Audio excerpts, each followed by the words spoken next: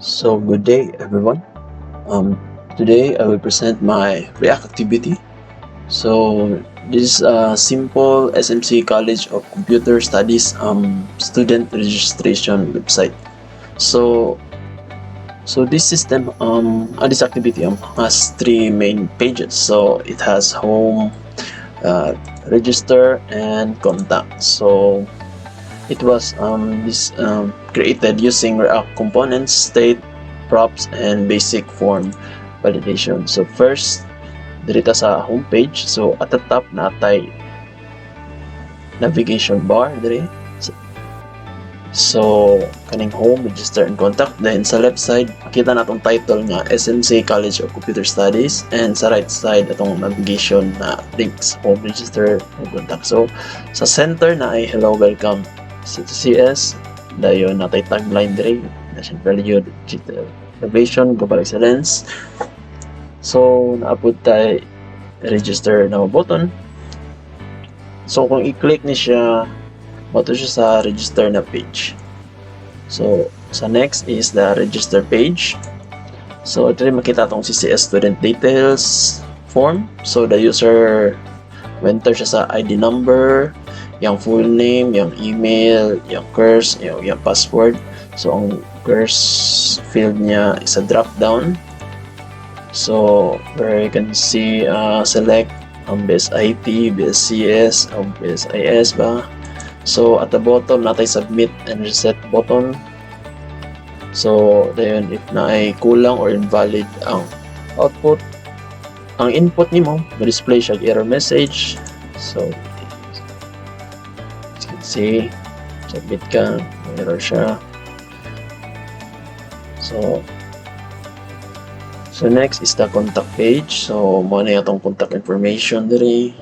So na diri ang email, ang phone number, and address sa dean's office. So this is the display. So dito sa code. So I'm gonna explain the code. So atong main file diri is app.jsx. So mo na ang controller sa atong whole system. So inside the app.jsx natay. So nag-import na diri state from React. So import ito sa navbar, sa homepage, sa registration form, contact, footer, muna ako mga components diri. So dito sa ito function. Sa itong function app kay na const page, set page, the use state, home. So kanina code means na atong default kay page is home. So atong home page is home. So ang page mo store sa the current page, while set page ang mo change the page. So then atong system naggamit siya og conditional rendering. So na diri,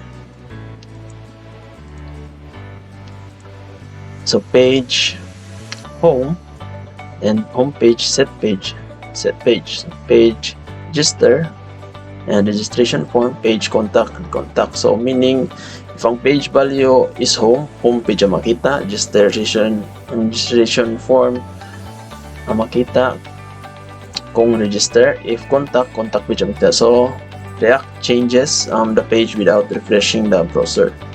So atong navbar component, address tong component itong navbar. So na ako'y gagamit ko diri o ganang, so na diri mga on click.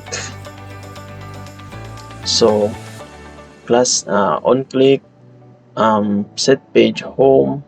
So sa home, so pag click sa home, so mo ni ang rason na mo switch ang page when clicking home. Mo po ni siya rason para mo click o mo change yung page sa register o sa contact. Dayon sa atong homepage na component, so na diri atong naraman sa diri section na hello, welcome to CS, initial review. So na po tayo on click diri na set page register, katong register now kani siya. So pag i-click ni siya mo open siya sa atong registration form. So tapos sa atong registration na component, registration form na component na mo handle ni siya sa form ug ang validation. So it has an initial form value dire na const int.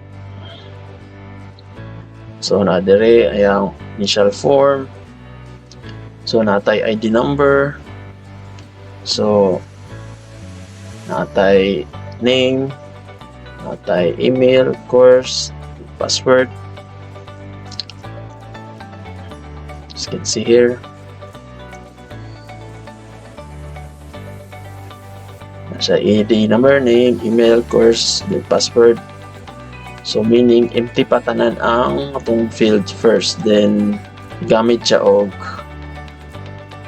ko og kanang tulo ka use state dire. So ang form data nato dire mo store sa what the users type, ang errors, ang stores atong validation messages, ang success stores the success message. So ang kaning handle na function handle change. So update ning the form, update ang form every time the user types. So natay function na po diri na name and value. Can set form data form the name value. So this means only the field being edited will update. So for example, if ang user nag-type sa email ra ang ma-update. So tapos natin function na validated form. So const new errors. So mo check ni siya kani siya tanan na code. So mo check ni siya if the ID number, name, email, course, and passwords are empty. So mo check po siya if ang email kay has even if the password has at least 6 characters. If na ay problem, mo store siya og the error message. So kaning ang error ay prescribed names enter valid na yun. So mo na ako mga error. So dayon natay function rin na handle submit. So gamit siya sa e.prevent value. So prevent default. So mo prevent sa page na mo refresh. So then it calls validate form.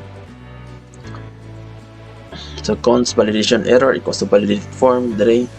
So gani if na errors ipakita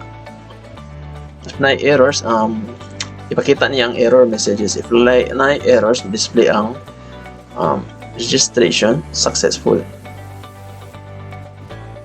So ayun, atay function din handle reset. So kani mo clear sa initial form. So na dire.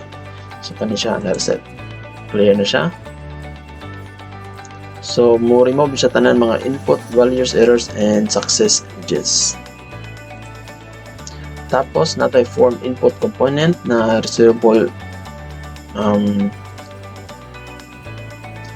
reusable na input component. Tapos instead of repeating nato same input code many times, one component is used for ID number, full name, email, and password. So mo receive siya receive siya props like label, name, value, placeholder, on change, and error. So mas clean atong organize atong code. Then the button component, button component rin. So it is used for register now, submit, and reset. So nagamit ni siya og variant na para to change the design. So for example, primary buttons ato kay maroon while the secondary buttons are gray. So ang atong contact component diri only displays atong contact information. So na diri name contact us, tapos atong footer diri display atong copyright text o ang bottom every page. Dayon naabot tayo atong app CSS diri. So overall the system works like this. The user opens the website. Opens the website, starts on the home page. So when the